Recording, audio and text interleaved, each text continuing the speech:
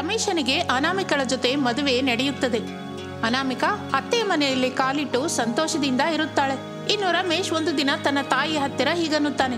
ಅಮ್ಮ, ನಾನು ಬಟ್ಟೆ ಹೊಲಿಸ್ಕೊಳ್ಳಿಕ್ಕೆ ದುಡ್ಡು ಕೇಳಿದೆ. ಒಂದು 400 ರೂಪಾಯಿ ಇದ್ರೆ ಕೊಡಮ್ಮ. ಈಗ ನನ್ನ ಹತ್ರ ಇಲ್ಲ ಕಣೋ.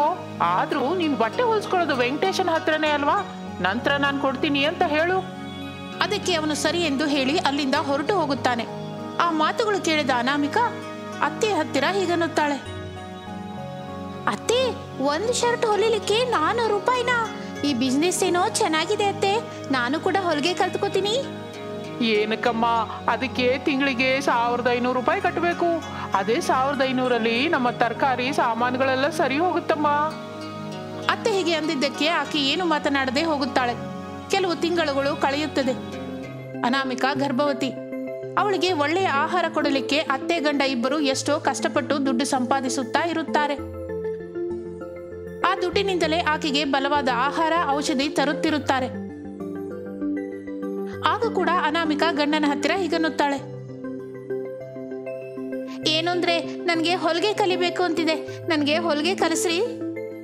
ಸರಿ, ನೀನು ಹೆರಿಗೆ ಆದ್ಮೇಲೆ ಸ್ವಲ್ಪ ತಿಂಗಳುಗಳಾದ ಮೇಲೆ ಹೊಲಿಗೆ ಕಲಿಯುವಂತೆ, ಸರಿನಾ ಎಂದು ಗಂಡ ಅನ್ನುತ್ತಾನೆ. ಅದಕ್ಕೆ ಸರಿ ಅನ್ನುತ್ತಾಳೆ ಅನಾಮಿಕಾ.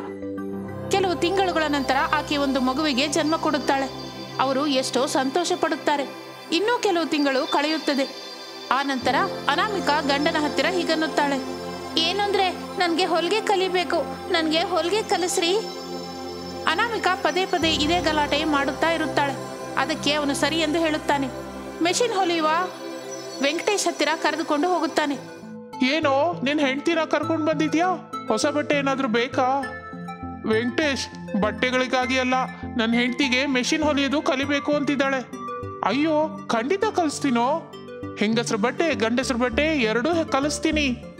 ಹೊರಗಡೆಗಾದ್ರೆ 1500 ರೂಪಾಯಿ ತಗೋತೀನಿ, ಆದ್ರೆ ನಿನಗಾದ್ರೆ 1000 ತಗೋತೀನಿ, ಯಾಕಂದ್ರೆ ನೀನು ನನ್ನ ಸ್ನೇಹಿತ ಎಂದು ಅನ್ನುತ್ತಾನೆ ವೆಂಕಟೇಶ್. ಅದಕ್ಕೆ ಅವನು ಸರಿ ಎನ್ನುತ್ತಾನೆ. ಅನಾಮಿಕಾ ಪ್ರತಿದಿನವೂ ಅವನ ಹತ್ತಿರ ಹೊಲಿಗೆ ಕಲಿಯುತ್ತಾ ಇರುತ್ತಾಳೆ. ಒಂದು ತಿಂಗಳು ಕಳೆಯುತ್ತದೆ. ತಿಂಗಳಿಗೆ ಸರಿಯಾದ ದುಡ್ಡು ಅವನಿಗೆ ಕೊಡುತ್ತಾನೆ. ಅನಾಮಿಕಾ ಬಹಳ ಸುಂದರವಾಗಿ ಶರ್ಟ್ ಹೊಲಿಯುವುದನ್ನ ಕಲಿತಳು. ಹಾಗೆ ಪ್ಯಾಂಟ್ ಕೂಡ ಹೊಲಿಯುವುದು ಕೂಡ ಕಲಿತುಕೊಳ್ಳುತ್ತಾಳೆ. ಅಮ್ಮ ಅನಾಮಿಕಾ, ನೀನು ಬಹಳ ಕಡಿಮೆ ಸಮಯದಲ್ಲಿ ಬಟ್ಟೆ ಹೊಲಿಯೋದು ಕಲ್ತ್ಕೊಂಡೆ ತಾಯಿ. ಇನ್ನು ಹೆಂಗಸರು ಬಟ್ಟೆ ಹೊಲಿಯೋದನ್ನ ಕೂಡ ಕಲಿಸ್ತೀನಿ. ನಿನಗೆ ಶರ್ಟ್ ಹೊಲಿಯೋದು ಬರೋದ್ರಿಂದ ಅದನ್ನು ಕೂಡ ಸುಲಭವಾಗಿ ಕಲಿಬಹುದು ನೀನು ಎಂದು ವೆಂಕಟೇಶ್ ಹೇಳುತ್ತಾನೆ. ಅದಕ್ಕೆ ಅನಾಮಿಕಾ ಸರಿ ಅನ್ನುತ್ತಾಳೆ. ಇನ್ನು ಕೆಲವು ದಿನದಲ್ಲಿ ಅನಾಮಿಕಾ ಎಲ್ಲ ಬಟ್ಟೆ ಹೊಲಿಯೋದನ್ನು ಚೆನ್ನಾಗಿ ಕಲಿಯುತ್ತಾಳೆ. ಗಂಡನ ಹತ್ತಿರ ಒಂದು ದಿನ ಹೀಗನ್ನುತ್ತಾಳೆ. ನಂದು ಮೆಷಿನ್ ಹೊಲಿಯೋದನ್ನು ಕಲ್ತ್ಕೊಂಡಾಯ್ತಲ್ಲ, ಇನ್ನು ನನಗೆ ಒಂದು ಮೆಷಿನ್ ತೆಗೆಸ್ಕೊಡಿ. ಅನಾಮಿಕಾ, ಈಗ ನನ್ನ ಹತ್ರ ದುಡ್ಡಿಲ್ಲ. ಈಗ ಮೆಷಿನ್ಗೆ ಕನಿಷ್ಠ 3 ರಿಂದ 5 ಸಾವಿರ ದುಡ್ಡು ಬೇಕು. ಸಂಪಾದನೆ ಎಷ್ಟು ಅಷ್ಟು ಮಾತ್ರನೇ ಇದೆ. ನಿನಗ್ ಗೊತ್ತಲ್ಲ, ನೀನೇನೋ ಇನ್ನೂ ಖರ್ಚು ಮಾಡ್ತೀನಿ ಅಂತೀಯ. ಮತ್ತೆ ನಾನು ಮೆಷಿನ್ ಕಲ್ತಿದ್ದು ಏನಕ್ಕಿರಿ? ಖಾಲಿಯಾಗಿ ಕೂತ್ಕೊಳ್ಳೋದಕ್ಕಲ್ವಲ್ಲ. ಗಂಡಸರ ಹಾಗೂ ಹೆಂಗಸರ ಬಟ್ಟೆ ಹೊಲಿತೀನಿ, ನಾನು ಕೂಡ ದುಡ್ಡು ಸಂಪಾದಿಸಬಹುದು. ಆಗ ನಮ್ಮ ಕುಟುಂಬಕ್ಕೆ ಎಷ್ಟೋ ಸ್ವಲ್ಪ ಉಪಯೋಗಕ್ಕೆ ಬರುತ್ತಲ್ಲ ರೀ. ಸದ್ಯಕ್ಕಂತೂ ನನ್ನ ಹತ್ರ ದುಡ್ಡಿಲ್ಲ ಅನಾಮಿಕಾ. ಅಮ್ಮ ನಾನು ಇಬ್ರು ಎಷ್ಟು ಕಷ್ಟ ಪಡ್ತಾನೆ ಇದೀವಿ. ಬರೋ ದುಡ್ಡು ಮನೆ ಬಾಡಿಗೆಗೆ ಸಾಮಾನಿಗೆ ಸರಿ ಹೋಗುತ್ತೆ ಎಂದು ಹೇಳಿ ಹೊರಟು ಹೋಗುತ್ತಾನೆ. ಇನ್ನೊಂದೆರಡು ದಿನ ಕಳೆಯಿತು. ದಿನಗಳು ಕಳೆಯುತ್ತದೆ. ಆ 2 ದಿನದ ನಂತರ ಅವಳ ಅತ್ತೆ ಆಕೆಗೆ ಬಹುಮಾನವಾಗಿ ಒಂದು ಹೊಲಿಗೆ ಮಿಷಿನ್ ಕೊಡುತ್ತಾಳೆ. ಅದನ್ನು ನೋಡಿದ ಅನಾಮಿಕಾ ಎಷ್ಟೋ ಸಂತೋಷ ಪಡುತ್ತಾಳೆ. ಅಮ್ಮ, ಮೆಷಿನ್ ಕೊಳ್ಳಲಿಕ್ಕೆ ದುಡ್ಡೆಲ್ಲಿಂದ ತಂದೆ? ನನ್ನ ಬಂಗಾರ ಅಡವಿಟ್ಟು ತಗೊಂಡು ಬಂದೆ ಕಣೋ.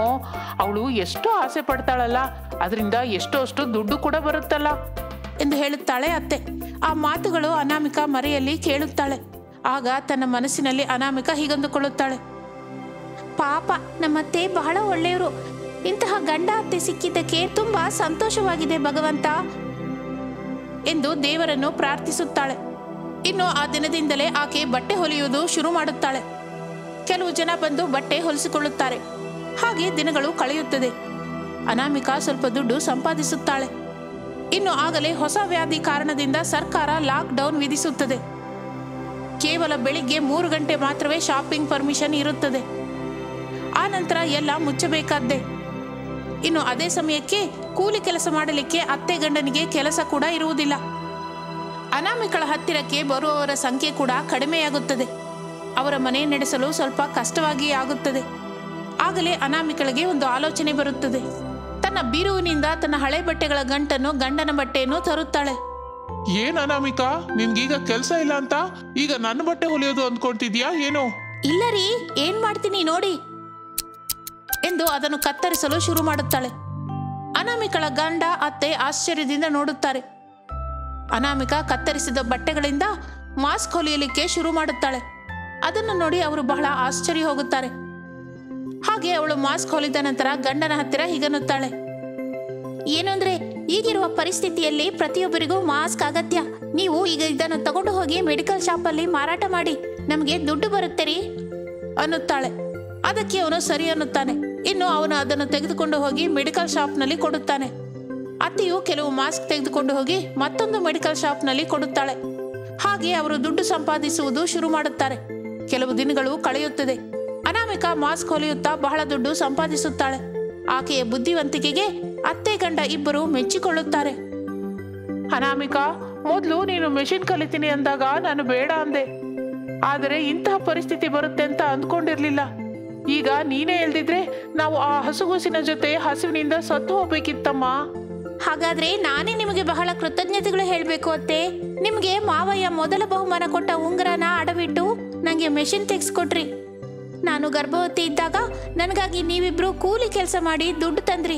ನನಗೆ 2 ತಿಂಗಳು ಮೆಷಿನ್ ಕಲಿಯಲಿಕ್ಕೆ ಕೂಡ ಎಷ್ಟೋ ಕಷ್ಟಪಟ್ಟಿದ್ದೀರಾ. ಅದಕ್ಕೆ ಹೋಲಿಸಿದರೆ ಇದು ಬಹಳ ಚಿಕ್ಕ ಕೆಲಸ ಅತ್ತೆ. ಭಗವಂತನ ದಯದಿಂದ ನಮಗೆ ಒಳ್ಳೆ ಆಲೋಚನೆ ಬಂದು ಹೀಗೆ ನಡೆಯುತ್ತಿದೆ. ಅದಕ್ಕೆ ಅವರು ಬಹಳ ಸಂತೋಷ ಪಡುತ್ತಾರೆ.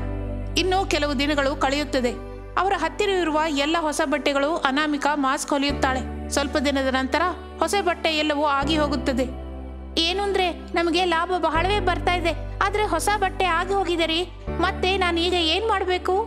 ಒಂದು 3 ಗಂಟೆ ಎಲ್ಲ ಶಾಪುಗಳು ತೆಗೆಯುತ್ತಲ್ಲ, ನಾನು ಹೋಗಿ ಬಟ್ಟೆ ತಗೊಂಡು ಬರ್ತೀನಿ, ನೀನೇನು ಭಯಪಡಬೇಡ ಎಂದು ಗಂಡ ಅನ್ನುತ್ತಾನೆ. ಅದಕ್ಕೆ ಅವಳು ಸರಿ ಎಂದು ಹೇಳಿ ಅವನಿಗೆ ದುಡ್ಡು ಕೊಡುತ್ತಾಳೆ. ಅವನು ಹೋಗಿ ಬಟ್ಟೆ ತರುತ್ತಾನೆ. ಇನ್ನು ಅನಾಮಿಕಾ ಆ ಬಟ್ಟೆಯಿಂದ ಮಾಸ್ಕ್ ಹೊಲಿಯುತ್ತಿರುತ್ತಾಳೆ. ಆ ಮಾಸ್ಕ್ ಕೂಡ ಎಲ್ಲ ಮಾರಿ ದುಡ್ಡು ಸಂಪಾದಿಸುತ್ತಾ ಇರುತ್ತಾರೆ. ಹಾಗೆ ಅನಾಮಿಕಳ ಬುದ್ಧಿವಂತಿಕೆಯಿಂದ ಮನೆ ನಡೆಯುತ್ತಾ ಇರುತ್ತದೆ. ಮತ್ತೆ ಕೆಲವು ದಿನಗಳು ಕಳೆಯುತ್ತದೆ. ವ್ಯಾಧಿ ಬಹಳ ಹೆಚ್ಚಾಗಿದ್ದರಿಂದ ಆ 3 ಗಂಟೆಯ ಲಾಕ್ಡೌನ್ ಸಡಿಲಿಕೆ ಕೂಡ ನಿಂತು ಹೋಯಿತು. ಬಹಳ ಜನ ತೊಂದರೆ ಅನುಭವಿಸುತ್ತಾ ಇರುತ್ತಾರೆ. ಏನು ಅಂದ್ರೆ ನನ್ನ ಹತ್ತಿರವಿರೋ ಬಟ್ಟೆ ಆಗ ಹೋಗಿದೆ, ಮತ್ತೆ ಬಟ್ಟೆ ತರಲಿಕ್ಕೆ ಕಷ್ಟವಾಗುತ್ತೆ. ಅದಕ್ಕೆ ಮಾಸ್ಕ್ಗಳು ಹೆಚ್ಚಿನ ರೇಟಿಗೆ ಮಾರಾಟ ಮಾಡಿ, ಆಗ ನಮಗೆ ಸ್ವಲ್ಪ ಲಾಭ ಬರುತ್ತೆ. ಅದಕ್ಕೆ ಗಂಡ ಸರಿ ಅನ್ನುತ್ತಾನೆ. ಹಾಗೆ ಮಾಸ್ಕ್ಗಳನ್ನು ಹೆಚ್ಚಿನ ರೇಟಿಗೆ ಮಾರಾಟ ಮಾಡುತ್ತಾರೆ. ಹಾಗೆ ಬಂದ ದುಡ್ಡನ್ನು ಜೋಡಿಸಿ ಇಟ್ಟುಕೊಳ್ಳುತ್ತಾರೆ. 3 ತಿಂಗಳು ಅವರಿಗೆ ಹಾಗೆ ತಡೆಯುತ್ತದೆ. ಆ ಕುಟುಂಬದಲ್ಲಿ ಕೇವಲ ಅನಾಮಿಕಾ ನಡೆಸುತ್ತಿರುವ ಸಂಪಾದನೆಯಿಂದಲೇ ನಡೆಯುತ್ತಿರುತ್ತದೆ. ನಾನೀಗ ಕೆಲಸ ಮಾಡ್ತಾ ಇರೋದ್ರಿಂದ ಸರಿ ಹೋಯ್ತು. ಅದೇ ನಾನು ಹೋಲಿಗೆ ಕಲಿದೇ ಇದ್ದಿದ್ರೆ ನಮ್ಮ ಪರಿಸ್ಥಿತಿ ಬಹಳ ದಾರುಣವಾಗಿದ್ದಿತ್ತು.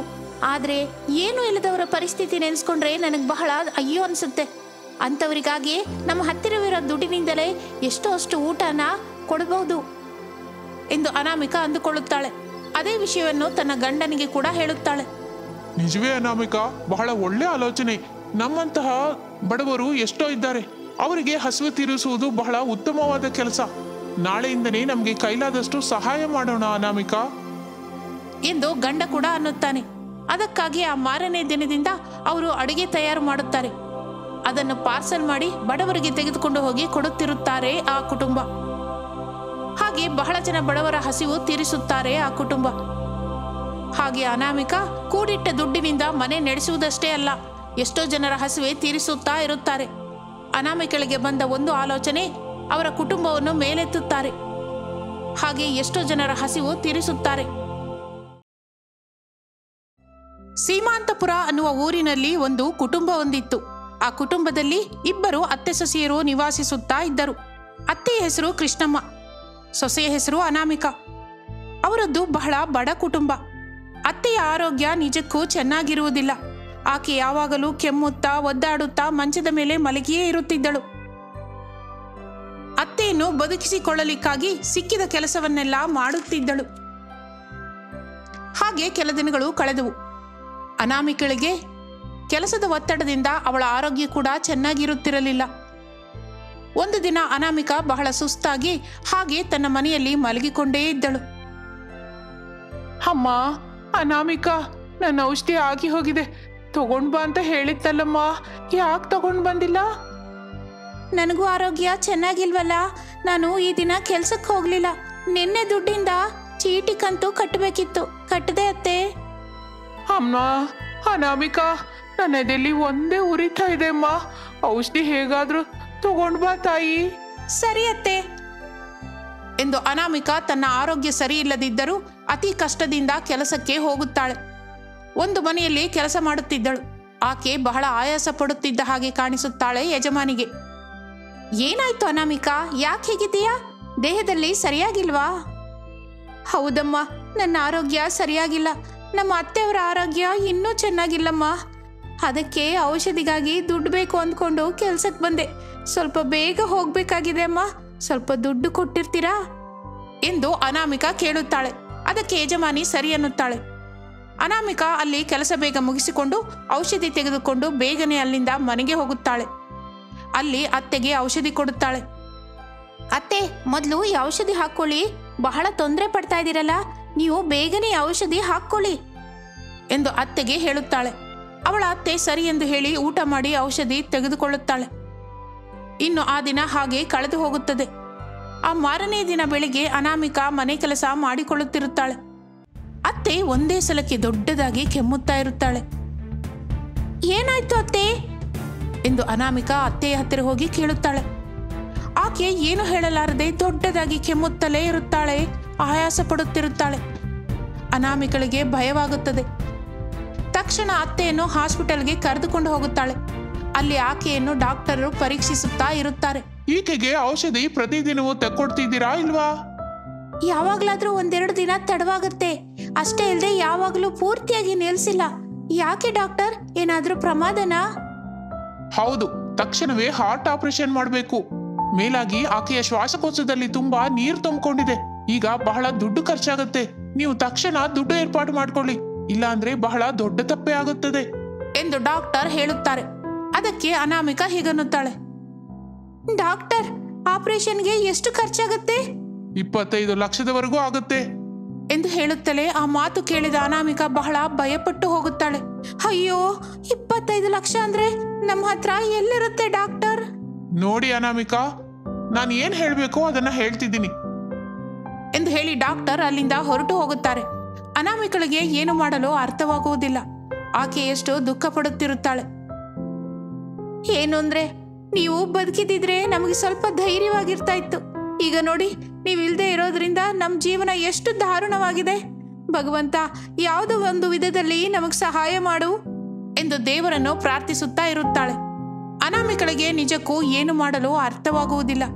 ದುಡ್ಡು ಎಲ್ಲಿಂದ ತರಬೇಕು ಗೊತ್ತಿಲ್ಲ. ಮನೆ ಮಾರಿದರೆ ದುಡ್ಡು ಅಷ್ಟಕ್ಕಷ್ಟೇ ಸರಿ ಹೋಗುತ್ತದೆ ಅಂದುಕೊಳ್ಳುತ್ತಾಳೆ.